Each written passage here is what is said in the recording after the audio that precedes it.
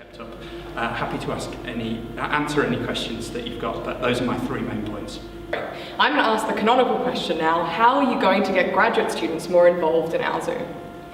So I think, as I've talked about previously, I think the common room model works. We are a collegiate university, and until someone abolishes that, I think it's the model that works for student representation. So I probably build on my own experiences from my undergrad time, and if common rooms will have me, I will visit as many graduate common rooms as possible. It's a political environment in which a lot of graduates already engage. There are about 500 graduates who actually serve on common room committees alone. That's not including all the other people that turn up to meetings. And so I think it's a valuable arena in which, if people will have me, I can go along and explain a little bit about what AUSU does, the good things it does, and the things we want people to engage on, and hopefully working with the new VP grads who, if I am elected, will serve after me, perhaps build in advance to some of the programmes that they've already got an electoral mandate for.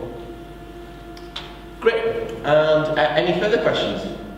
You've talked about common rooms as a method of engaging graduates, but what about departments and divisions as a way of engaging them? Because a lot more graduates feel far more strongly affiliated with their departments.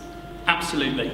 I served as a divisional board rep for 3 years in the university in the maths, physical and life sciences, and I absolutely recognise that most people spend more time and their academic answers are to be found in their department rather than their college for graduates. I found it hard to engage with the structures that were available then. I found that often there was poor turnout at graduate rep events with the departments. I was very proactive in trying to get the departments involved. Things have changed a little. We now have a list of departmental reps, and I'll absolutely be working with people like that.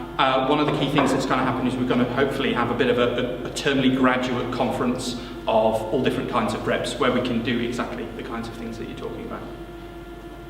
Excellent. And any other questions? Part of your role will be to support international and mature students. Do you have any ideas for what you would do with those campaigns, or any ways to get those groups specifically involved?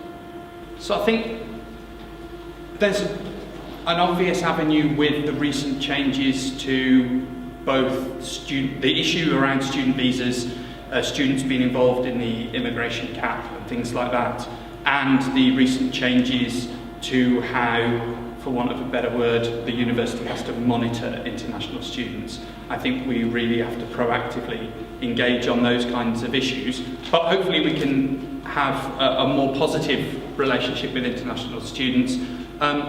I'm not an international student, so in many ways I will react to the concerns that I hear from them and the real issues that they're experiencing, but my door is always open and my ears are always open to hearing the issues that they want to bring about.